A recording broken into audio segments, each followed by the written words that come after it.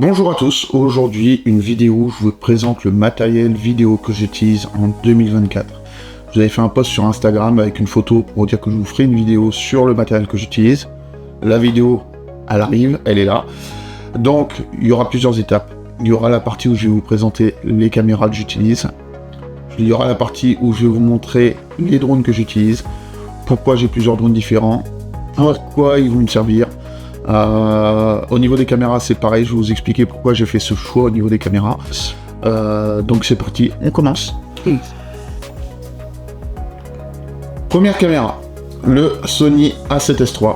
Donc ça c'est la caméra que j'utilise tout le temps en fait. C'est celle-là que j'utilise le plus. Pourquoi j'ai choisi cette caméra? Parce que l'A7S III c'est un full frame. C'est du 4K à 120 images par seconde. Donc ralenti x4.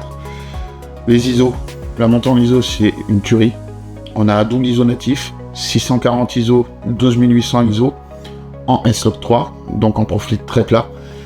12800 ISO c'est énorme pour filmer en basse lumière. Moi qui adore filmer en basse lumière, je me régale.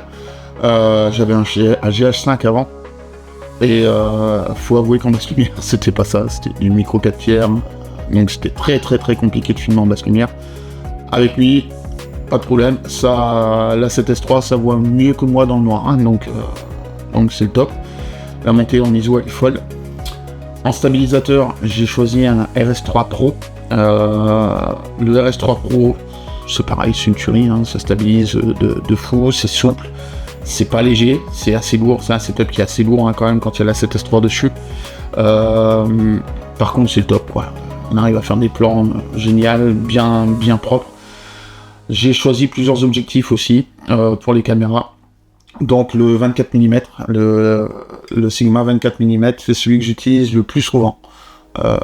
J'adore cet objectif, le 24 mm. Il a un rendu qui est top.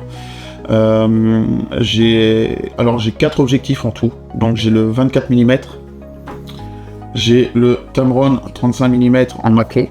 Donc voilà, c'est pas un super objectif, mais j'avais besoin de filmer de très proche, donc j'ai pris le 35 mm macro.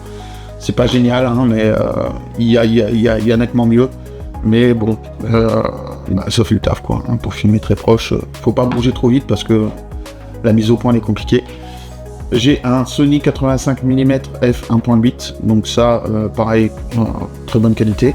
Ça marche très bien. C'est pas gros. Et voilà, avec une grande ouverture quand même, f1.8 c'est déjà pas mal. Et j'ai un quatrième objectif, c'est le Tamron 28-75 qui est en train de me filmer là actuellement avec la deuxième caméra. Donc la deuxième caméra c'est un Sony A7 III, donc c'est son petit frère. Pourquoi j'ai pris un A7 III? Parce que je voulais avoir un profil d'image qui soit identique sur mes deux caméras, ce qui me permet de mieux travailler mes plans en colorimétrie. Et que ce soit beaucoup plus facile, c'est-à-dire que j'ai 2 fois les mêmes plans, 2 fois la même image au niveau du profil colorimétrique, donc c'est beaucoup plus facile à travailler. Pourquoi j'ai pris une deuxième caméra? Alors c'est simple, la première c'est celle-là, c'est qu'elle peut me filmer que je fais mes vidéos sur YouTube et que je vous montre mon matériel. Et la deuxième c'est que c'est bien pour des interviews d'avoir 2 caméras différentes, pour avoir des angles différents. Ça peut être pratique aussi quand je veux qu'on me filme pendant que je fais un tournage pour avoir un backup en fait, pour avoir un making of. Donc ça me permet d'avoir une deuxième caméra pour ce genre de choses. Mes caméras elles sont aussi équipées de cages small rig. Alors celle-là c'est une small rig qui permet de rajouter des choses dessus, une poignée, un micro, etc. Donc il y a plein de vis, etc. C'est juste le top. Et sur la 7 III c'est pareil, j'ai une cage small rig aussi qui permet de faire la même chose. Donc j'ai également un deuxième stabilisateur, c'est le Ronin SC. Donc celui-là il me sert pour la 7 III. Alors il est assez vieux, hein, voilà, on est au RS4 aujourd'hui. Là c'est le Ronin SC, donc il a quelques années. Alors c'est sûr que quand on passe du RS3 Pro au Ronin SC, ça fait une grande différence. Hein. Le Ronin SC c'est un stabilisateur assez simple, hein, sur 3 axes aussi. Il n'y a pas d'autologue des moteurs. c'est plus léger, on peut mettre moins de poids dessus que sur le RS3. Le RS3 Pro, vraiment au niveau du poids, on peut mettre un gros C-Cap, il n'y a pas de problème. Sur le Ronin SC, c'est un peu plus compliqué. Rien que la 7.3, quand on a un gros objectif dessus, ça devient vite compliqué. Mais ça fait le taf, ça fonctionne, ça stabilise, c'est ce qu'on lui demande. Donc voilà quoi. Et puis j'ai pas besoin d'avoir un autre stabilisateur pour mon deuxième boîtier, c'est pas celui que j'utilise le plus. Donc ça me suffit pour le moment. Ensuite, j'ai des lumières. Donc forcément, des lumières, j'avais pris des packs de lumière. Donc j'ai pris des Neewer. Voilà, c'est une marque qui pour moi fonctionne très bien. Là c'est elles qui sont en train de m'éclairer actuellement. Donc j'ai 2 setups de lumière. Donc j'ai un pack avec 2 panneaux LED qui fonctionnent très très bien. On peut avoir soit de la lumière chaude, soit de la lumière froide. Ensuite j'ai un autre pack avec 3 lumières avec des diffuses dessus. Donc 2 lumières qui éclairent directement avec des diffuses, ou alors une lumière douce. Voilà, donc c'est super pratique. Si on veut filmer et qu'on veut avoir une lumière qui arrive par le dessus, c'est le top. Et j'ai aussi des petits bandeaux comme ça. Alors c'est des tubes RGB ou RVB comme vous voulez.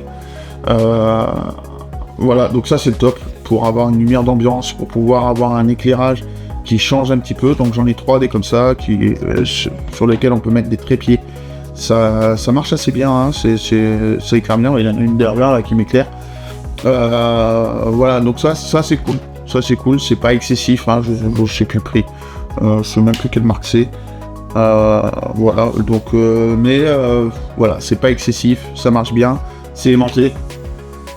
Voilà, donc on peut le mettre où on veut, c'est le top. On peut mettre un trépied en dessous, on peut faire ce qu'on veut avec ça, ça marche super bien.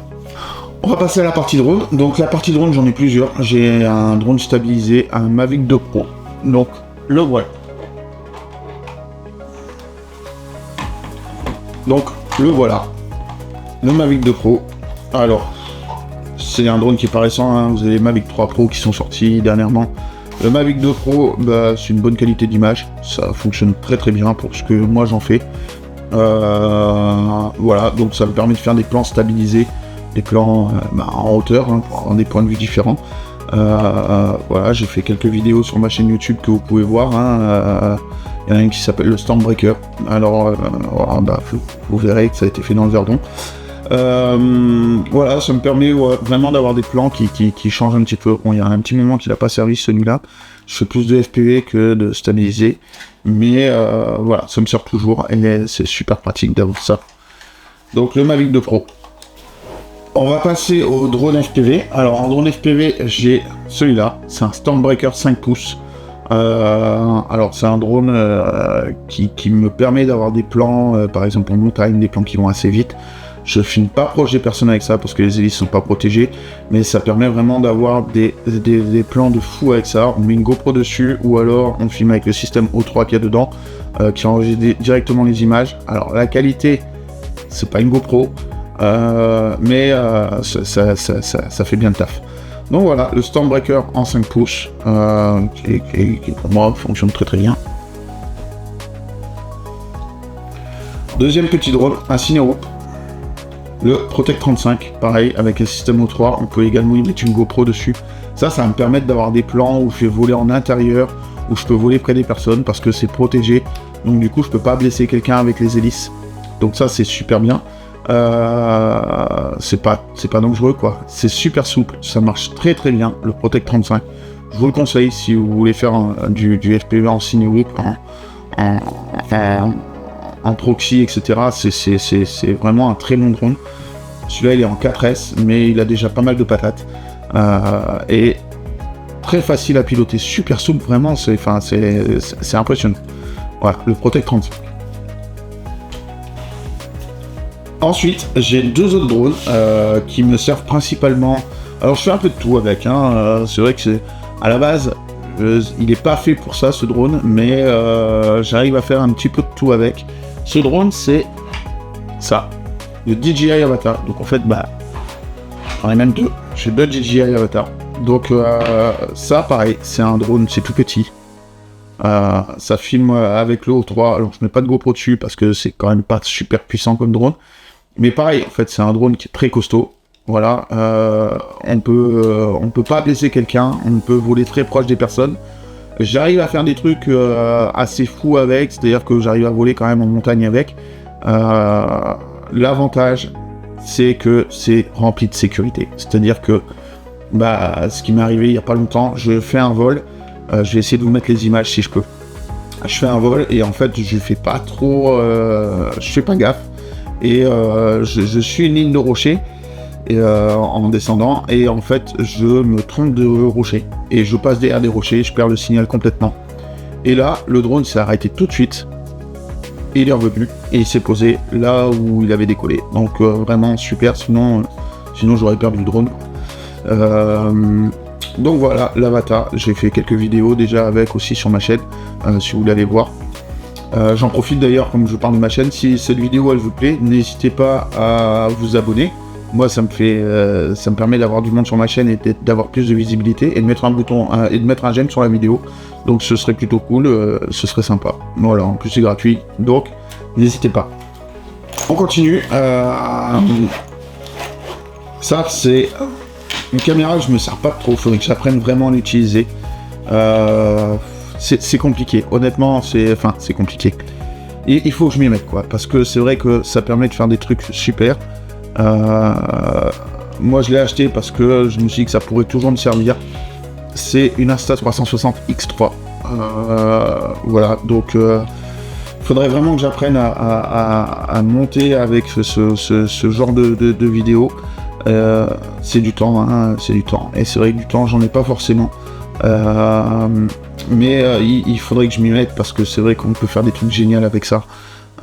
Donc du coup, il faudrait que je me mette à me former sur la X3. Au niveau des micros, alors pour enregistrer le son, j'ai plusieurs micros. Donc j'ai un Rode Canon qui est en train justement d'enregistrer le son là tout de suite. Et j'ai des petits micros cravates qui me servent pour des interviews, quand je dois enregistrer un son en étant assez loin de la caméra. Ça me permet, voilà, par exemple, de mettre le micro sur quelqu'un et d'enregistrer la personne en étant quand même assez loin d'elle. C'est des micros sans fil, des micros cravates. Je vais les changer, je vais prendre des DJI Mic 2, je pense assez rapidement, parce que le DJI Mic 2, bon bah voilà, c'est une qualité de son au top de ce que j'ai pu voir. Donc ce sera le prochain investissement, ce sera ça, des DJI Mic 2. Voilà. Donc c'était une vidéo assez rapide sur la présentation de mon matériel, il n'y a pas besoin d'y passer 2 heures non plus, j'ai pas énormément de matériel. Si, ce que j'ai oublié de vous dire, c'est que j'ai aussi une machine à fumer qui me permet parfois sur des prestations de pouvoir sortir un petit peu de fumée. Ça fait toujours un petit peu sympa en fonction des plans qu'on veut faire. Et j'ai des trépieds aussi, bah forcément pour plein mes caméras, donc j'ai 2 trépieds classiques, rien de fou, mais voilà. Donc je vous ai dit que je vous parlerai de mon matériel, bah voilà, le matériel que j'utilise en 2024. Voilà, alors j'espère que la vidéo vous aura plu. N'oubliez pas, abonnez-vous, appuyez sur le bouton j'aime pour avoir les notifications aussi pour les autres vidéos que je vais sortir. Et je vous dis à bientôt. Ciao!